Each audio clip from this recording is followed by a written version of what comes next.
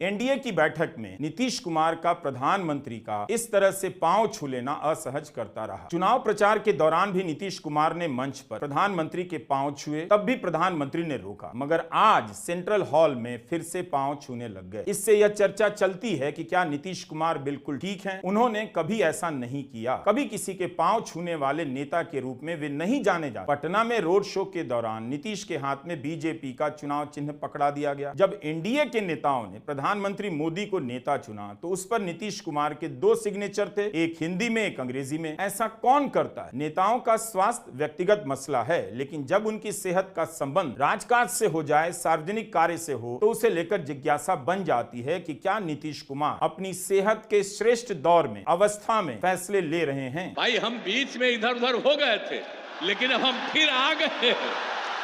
अब हम परमानेंटली रहने के लिए आ गए, चिंता मत करिए।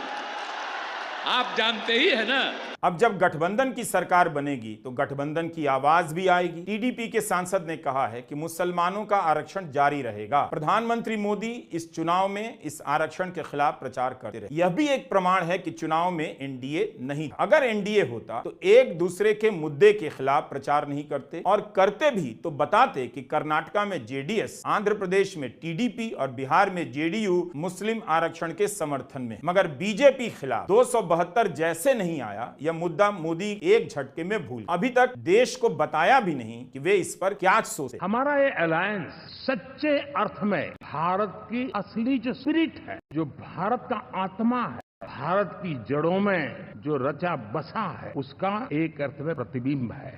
और मैं इसलिए कह रहा हूं कि थोड़ी नजर करें हमारे देश में 10 ऐसे राज्य जहां हमारे आदिवासी बंधुओं की संख्या प्रभावी रूप से है, निर्णायक रूप से, जहां इस आबादी आदिवासियों की ज्यादा है। ऐसे 10 राज्यों में से 7 राज्यों में एनडीए सेवा कर रहा है।